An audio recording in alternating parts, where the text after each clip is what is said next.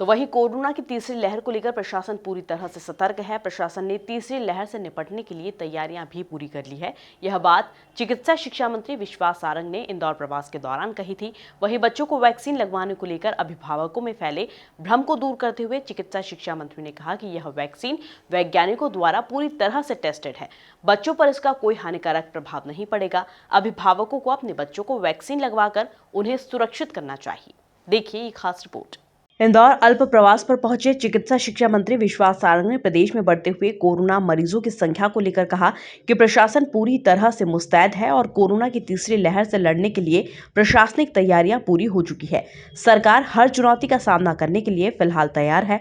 वहीं मंत्री ने भोपाल और इंदौर में लगातार बढ़ते हुए मरीजों की संख्या को लेकर चिंता भी जाहिर की है और कहा कि भोपाल और इंदौर में पिछली बार भी देखा गया था कि दोनों ही जगहों पर संक्रमण बढ़ने के बाद पूरे प्रदेश में कोरोना संक्रमण में वृद्धि देखी गई थी। इसी को लेकर मंत्री ने लोगों से अपील करते हुए कहा कि सभी को कोविड प्रोटोकॉल का पालन करना चाहिए और मास्क लगाकर ही घर से बाहर निकलना चाहिए। देखिए, हमारी पूरी तैयारी है। ये बात सही है कि पूरी दुनिया में और हिंदुस्तान के बाकी राज्यों में भी तेज़ी से केसेस बढ़ रहे हैं। मध्य प्रदेश में भी अब हम देख रहे हैं केसेस में ज़्यादा इजाफा है। और जो हमने मध्य प्रदेश का ट्रेंड देखा है उसमें इंदौर और भोपाल से शुरू होता है, फिर पूरे प्रदेश में इसका विस्तार होता है। सरकार की पूरी तैयारी है।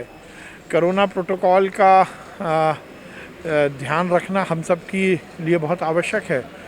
वो तो हम सबकी प्रायोरिटी है। उसके साथ साथ टेस्टिंग, ट्रेसिंग, इस पर भी हम ध्यान दे रहे हैं। वैक्सीनेशन पर हम काफ़ी ध्यान दे रहे हैं। आज 15 साल से 18 साल के बच्चों का वैक्सीनेशन शुरू हुआ है। हमें उम्मीद है कि हम अगले 10 से 12 दिन में ये वैक्सीनेशन भी पूरा कर देंगे, फर्स्ट डोज इसका।